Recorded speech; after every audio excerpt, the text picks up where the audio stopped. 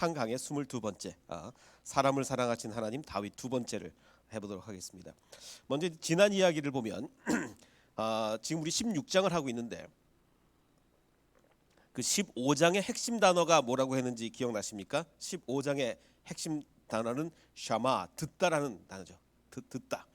들으라고 하십니다. 이제 사울 왕은 여호와의 말씀을 들으소서라고 15장이 시작했는데 끝날 때는 어떻게 끝납니까? 사울이 하나님의 말씀을 들은 것이 아니라 이렇게 고백을 합니다. 내가 백성을 두려워하여 백성들의 말을 들었습니다 라고 이렇게 고백을 하는 걸로 끝이 나죠. 자, 그리고 이제 16장으로 넘어와서 16장의 핵심 단어는 뭐라고 그랬습니까? 보다, 보라, 라라고 하는 단어입니다. 보라. 자, 그럼 이제 16장 1절부터 나오죠. 하나님께서 사무엘 선지자에게 이렇게 말씀을 하십니다. 내가 이미 왕이 될 사람을 봐놨다. 내가 이새의 아들 중에서 한 왕을 봐놨느니라라고 이렇게 말씀을 하십니다.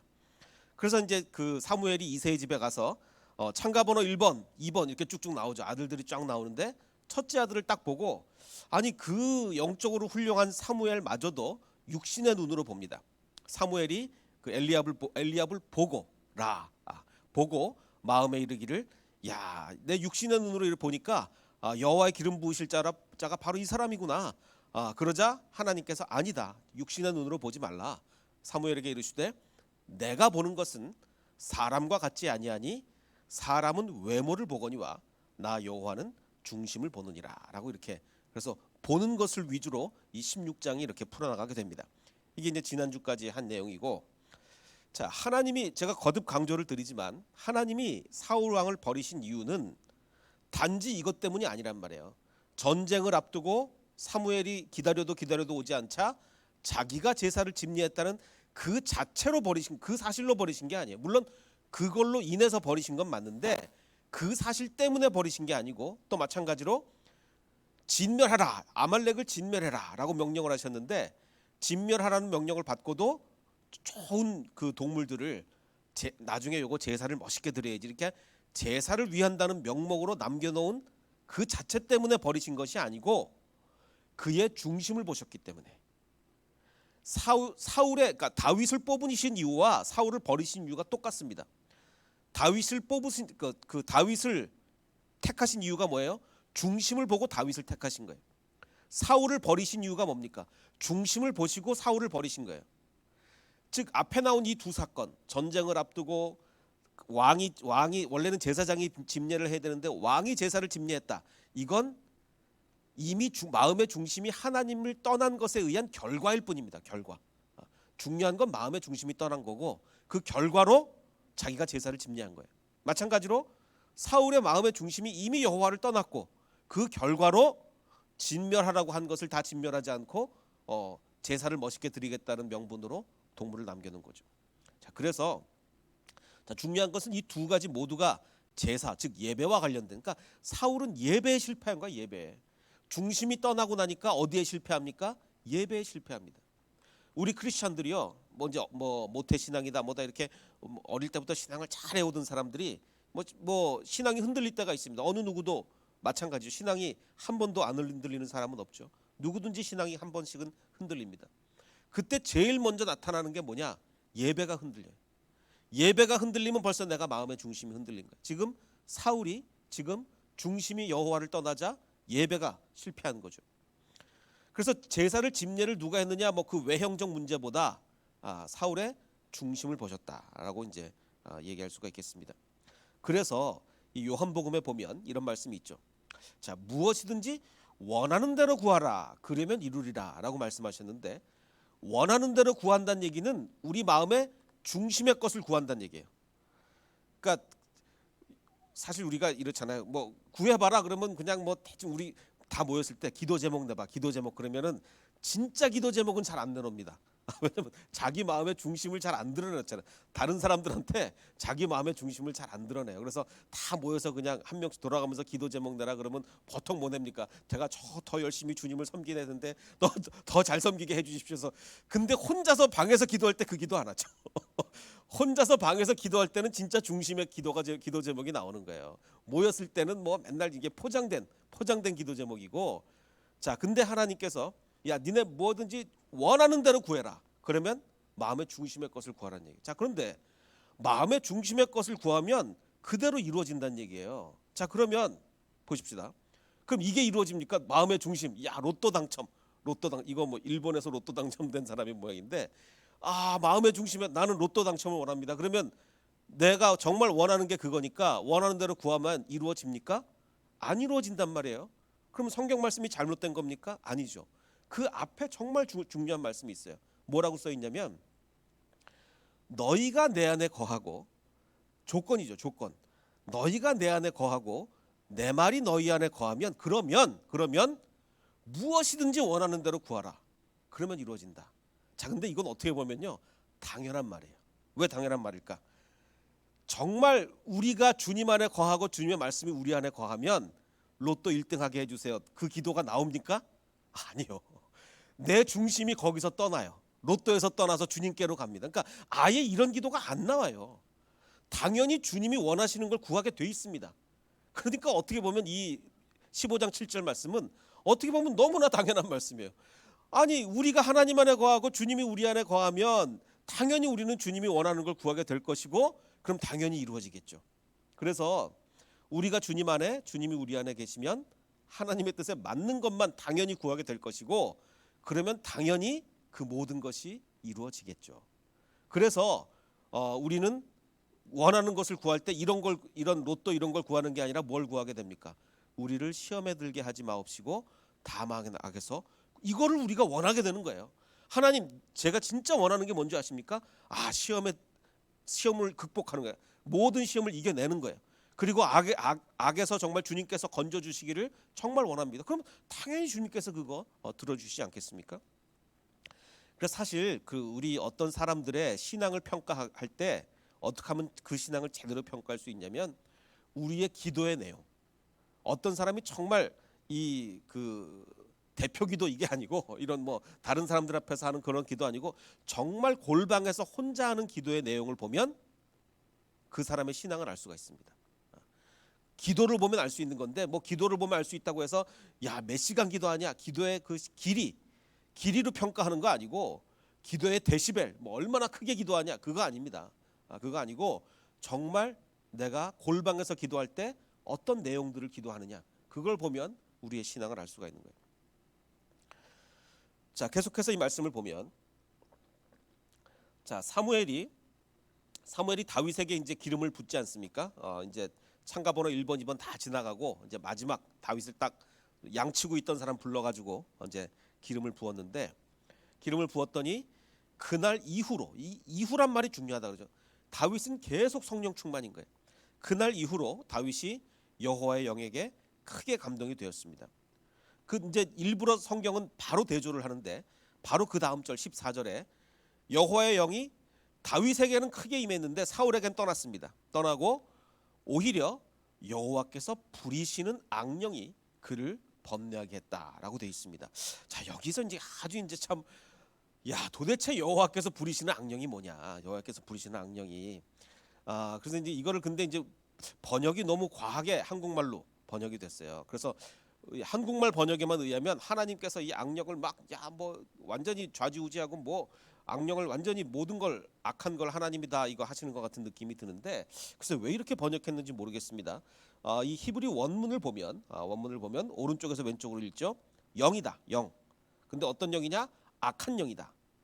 근데 from, 무엇으로부터, 여호와, 야훼, 그러니까 하나님으로부터 온 악한 영이 다르지, 하나님이 부리시는, 여기서 부린다는 의미가 없어요. 뭐 하나님이 물론 from도 마찬가지로 어려운 거 아니냐. 도대체 하나님으로부터 어떻게 악한 영이 온다, 이것도 뭐 마찬가지로 어렵긴 합니다만 한국말 번역이 조금 과하게 돼서 여호와께서 부리신다라고 되어 있는데, 그냥 그 영어 번역들은 다 그냥 from으로 번역을 했어요. evil spirit from the Lord 이렇게 번역을 했는데, 그래서 새 번역 성경은 주님께서 보내신 악한 영이다, 이렇게 얘기를 했습니다. 자, 어쨌든 뭐 어렵기는 마찬가지입니다. 근데 요거를 오늘은 제가 설명을 드릴 시간이 별로 없고 아마 다음번 시간에 조금 설명을 드리도록 하고, 자, 여호와께로부터 온 악한 영이 이 사울을 번뇌케 한 사건인데, 이 사건을 통해서 그러니까 사울이 이제 이것 때문에 굉장히 이제 그 정신적 문제를 겪는 거예요. 이게 뭐 우울증일 수도 있고 정신적 문제를 겪게 되는 겁니다. 하나님이 보내신 그 악한 영 때문에. 자, 근데 이 사건을 통해서 이 사건이 어떤 결과로 이어지느냐 이게 참 중요합니다. 오늘 이것을 중심으로 볼 텐데, 자 14절을 보면 다시 한번 여호와께서 부리시는 악령이 사울을 번뇌케 하였는데, 그러자 이제 사울의 신하들이 사울 왕의 상태가 너무 안 좋으니까 가서 이런 제안을 합니다. 사울의 신하들이 그 사울에게 이르되 왕이여 보소서, 하나님께서 부리시는 하나님이 보내신 악령이 왕을 번뇌하게 하였은즉 원하건대 우리 주께서는, 여기서 주는 그 왕입니다. 왕께서는 당신 앞에서 모시는 신하들에게, 그러니까 우리를 이렇게 좀 어렵게 좀 표현한 거예요. 우리에게 명령하여 수금을 잘 타는 사람을 구하게 하소서. 찬양을 잘하는 사람을 구하게 하소서. 그래서 그 하나님께서 보내신 악령이 왕에게 이를 때에 그가 손으로 이 수금을 타면, 찬양을 하면 왕이 나으리이다. 그 이제 우리 이제 대면 예배가 이제 계속 우리 좀 조금씩 시작되고 있는데, 물론 이제 우리 온라인 예배도 다 좋고 하지만 대면 예배 나오시면 가장 차이가 나는 게 이 찬양입니다. 찬양이 집에서 TV 보고 컴퓨터 보고 찬양할 때랑 이 모여서 찬양할 때랑 정말 달라요. 그래서 찬양의 진정 힘을 느끼기 위해서는 우리 교회 찬양팀 얼마나 잘합니까? 우리 교회 찬양팀은 제가 보기에는 대전 최고입니다. 대전 최고인데 정말 이 영적으로 뛰어난 우리 찬양팀의 찬양을 함께, 그러면 이제 악한 영이 물러가고 이런 역사가 일어나는 거예요. 자, 그래서 찬양을 잘하는 사람을 불러오면 왕이 나으리다 이렇게 얘기를 합니다. 그러자 이제 사울이 신하에게 이르되, 자, 오케이, 그러면 나를 위하여 그 수금을 잘 타는 사람을 구하여 내게로 데려와라라고 하자, 그 옆에 있던 그 신하 중에 한 명이, 그 젊은 신하인 것 같아. 젊은 신하가 소년 중에 한 사람이 이렇게 대답을 합니다. 마침 제가 잘 아는 사람이 한 명 있습니다. 베들레헴에 이세라는 사람의 아들을 내가 봤다. 우리 16장은 라가 중요하다 그랬죠. 봤다. 내가 봤는데요. 이세라는 사람의 아들이 굉장히 찬양을 잘하더라고요. 이렇게 얘기를 합니다.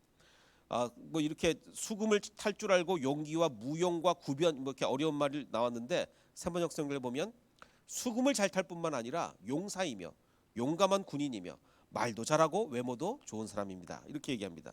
그리고 제일 중요한 것은 여호와께서 그와 함께, 음악만 잘한다고 이게 되는 일이 아니다. 음악만 잘한다고 되는 일이 아니고 하나님이 그와 함께 하시기 때문에 지금 하나님이 보내신 악령을 무찌르는 데는 그가 아마 최적자일 겁니다. 이렇게 얘기를 합니다. 그래서 대조가 되죠. 하나님께서 다윗과 함께하는 반면에 지금 사울은 하나님이 보내신 악령이 사울과 함께한 거죠.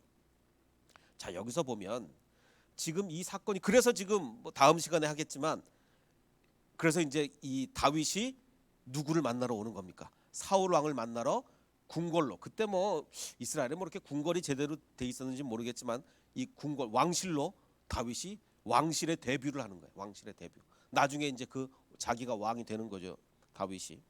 자, 그래서 보면 16장에 보면 사울에게 임한 여호와로부터 온 악한 영, 이 사건을 통해서 어떤 결과가 이어지게 됩니까? 다윗이 궁전에 데뷔할 수 있는 사건이 벌어져요. 이게 16장이고 그 다음 17장에 어떤 사건이 벌어지죠? 너무나 유명한, 성경에서 제일 유명한 사건 중에 하나, 골리앗이 등장을 합니다. 골리앗이 등장하지 않았으면 다윗이 무슨 일로 백성들의 마음을 그렇게 확 사로잡겠습니까?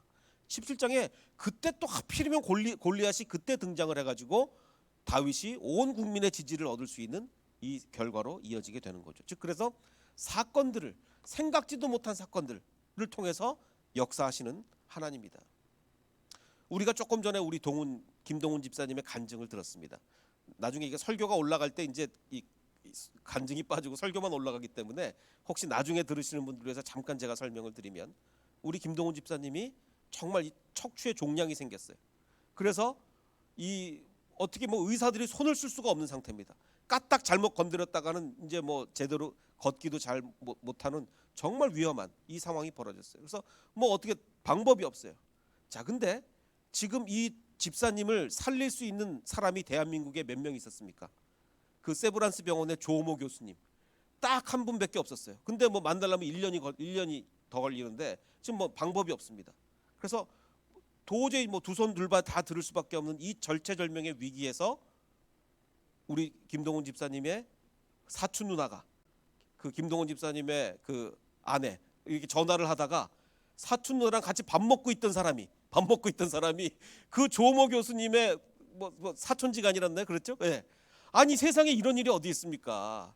그 김동훈 집사님의 와이프가 지금 그 사촌 누나랑 전화를 하는데 사촌 누나랑 밥 먹고 있던 사람이 김동훈 집사님을 살릴 수 있는 대한민국의 한 사람 지금 그 사람 외에는 어느 누구도 지금 이 수술을 할 수가 없어요.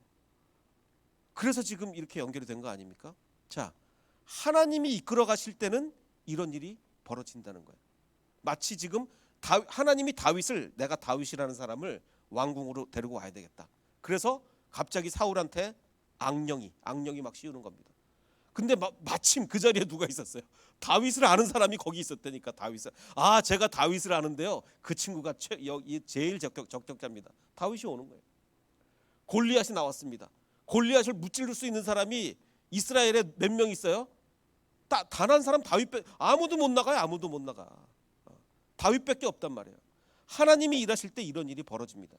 물론 제가 요즘 그 주일 예배 때 말씀드리는 것처럼 우리가 선악과를 먹은 이후에는 이 땅에서 선한 사람이 반드시 잘 되고 악한 사람이 반드시 벌받는 그런 비례의 법칙은 깨졌어요. 그래서 우리 모두가 열심히만 기도하면 우리 김동훈 집사님이 경험했던 같은 그런 기적을 모두가 체험하느냐? 그렇진 않아요. 왜냐? 이 비례의 법칙이 이미 깨졌기 때문에 모두가 체험하는 건 아니에요. 그래서 늘 이런 일이 생기는 것은 아무리 기도 열심히 하고 아무리 신앙이 좋다고 하더라도 늘 이런 일이 벌어지는 건 아닙니다. 그러나 분명한 건 확실한 건 뭐냐면 이런 일이 발생했을 때 그것은 누구로부터 온 것입니까?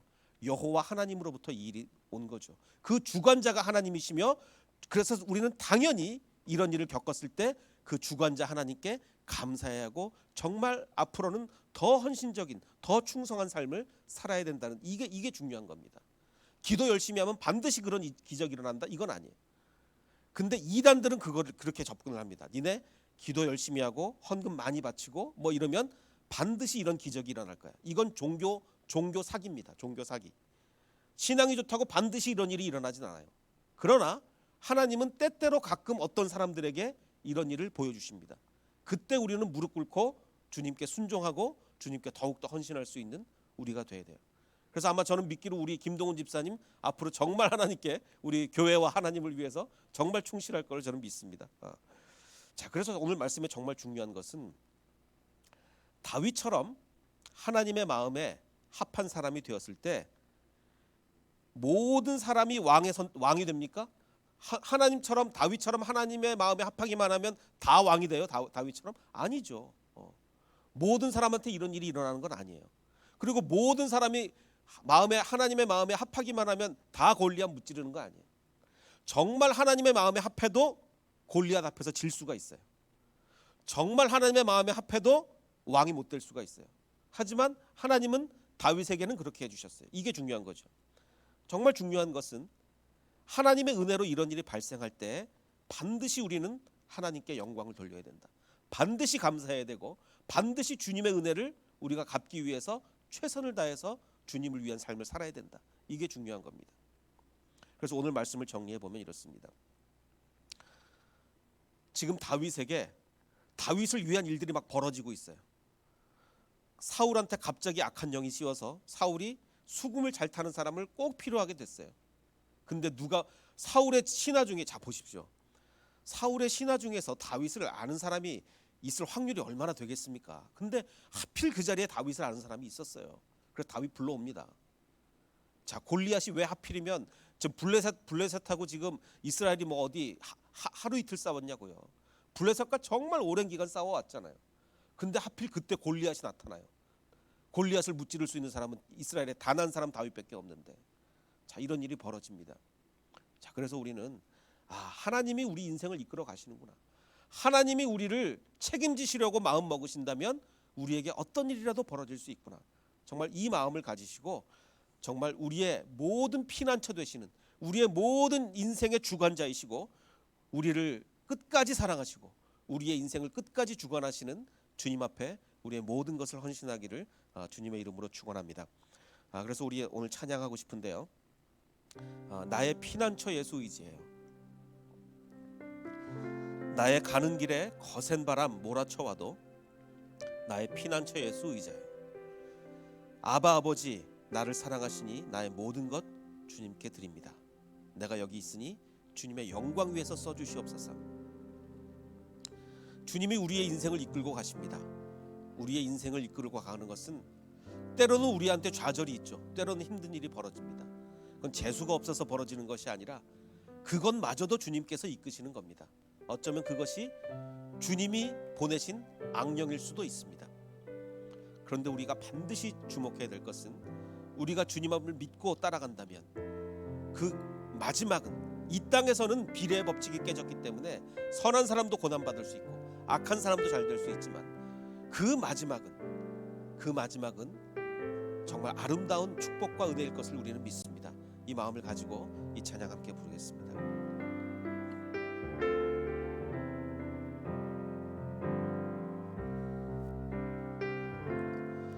나의 피난처 예수 의지해요.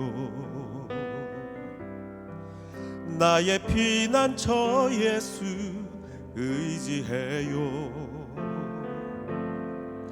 나의 가는 길에 거센 바람 몰아쳐와도 나의 피난처 예수 의지해요. 나는 영원히 주님 사랑해요. 나는 영원히 주님 사랑해요.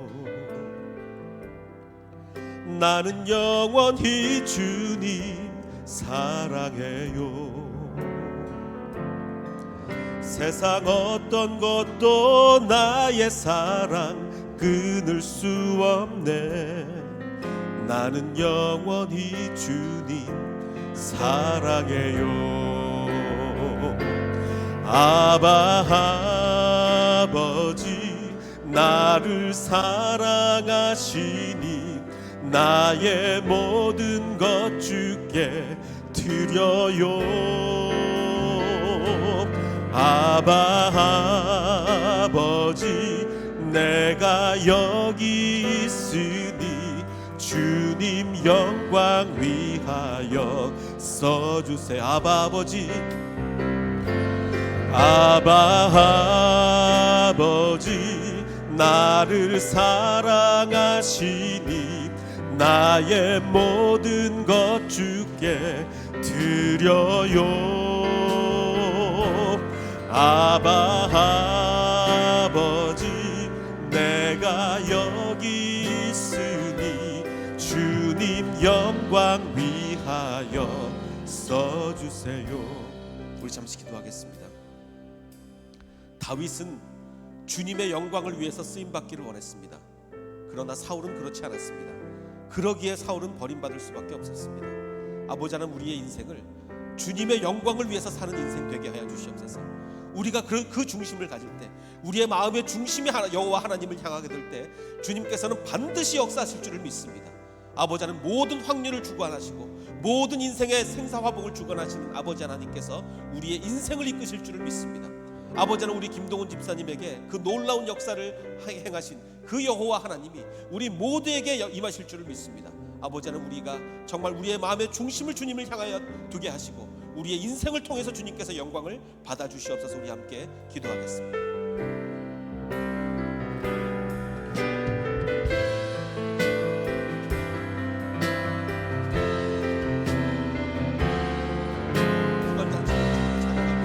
아버지 하나님, 우리의 마음의 중심을 주님을 향하며 아버지 하나님, 김동훈 집사님에게 역사하셨던 그 아버지 하나님께서 우리의 햇새교회 모든 가정까지 하나님께서 아버지 하나님, 육신의 연약함과 병자가 그리고 마음의 힘든 자들, 경제적인 어려움을 갖고 있는 모든 자들에게 주님께서 은혜와 축복을 허락하여 주셔서 이 어려운 코로나 상황을 주님께서 성령의 능력으로 이겨나갈 수 있도록 주님 축복하여 주시옵소서. 아버지 하나님, 햇새교회 주님께서 붙잡아 주시옵소서.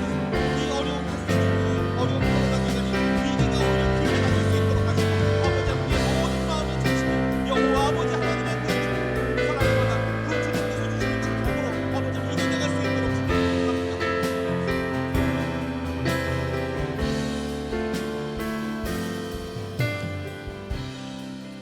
인생의 위기가 닥칠 때 우리의 피난처는 주님밖에 없습니다. 아버지 하나님, 내가 경제가 어렵습니다. 내가 육신이 연약합니다. 아버지 하나님, 내가 정신적인 어려움이 있습니다. 아버지 하나님, 내가 인간관계에 어려움이 있습니다. 이럴 때 나의 피난처 되신 우리의 모든 것을 주관하신 아버지 하나님께서 내 삶을, 내 인생을 인도하여 주시옵소서. 우리 이 마음을 가지고 다시 한번 찬양합니다.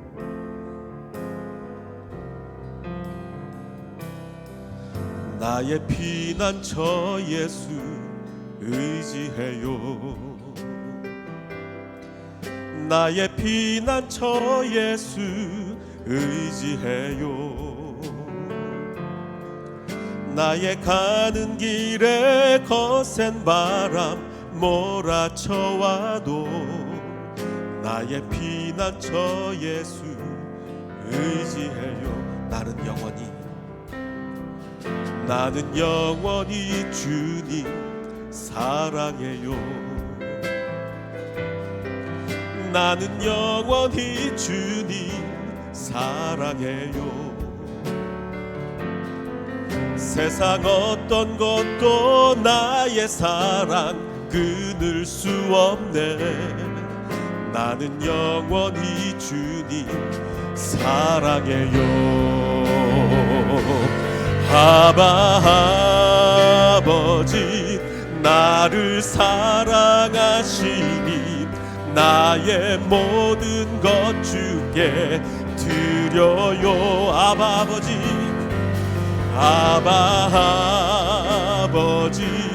내가 여기 있으니 주님 영광 위하여서.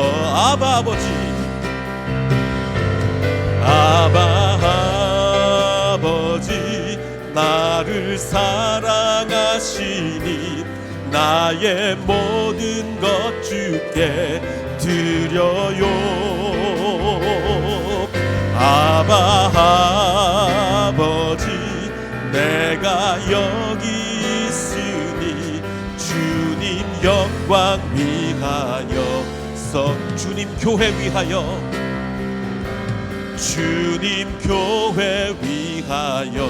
써주세요. 주님 나라 위하여 써주세요. 아버지 하나님, 우리를 향하여 베푸신 주님의 은혜가 너무나 큼을 고백합니다. 우리를 살릴 수 있는 단 한 사람에게 보내주시니 감사합니다. 아버지 하나님, 우리 인생에서 우리를 살릴 수 있는 분은 예수 그리스도뿐임을 고백합니다. 우리에게 오셔서 우리를 구원하시고 우리의 인생을 주님께서 주관하여 주시니 우리는 모든 것을 내려놓고 주님을 위하여 가겠습니다. 주님의 나라 위하여, 주님의 교회 위하여, 주님의 영광 위하여 우리를 사용하여 주시옵소서. 이제는 우리 구주 예수 그리스도의 은혜와 아버지 하나님의 무한하신 사랑과 성령님의 감화 감동 충만하게 역사해 주심이 오직 주님을 위하여 살아가기를 원하는 이 자리에 모인 모든 백성들 머리 위에, 그리고 인터넷으로 예배하는 모든 백성들 머리 위에 이제로부터 영원토록 함께 하시기를 간절히 축원하옵나이다. 아멘.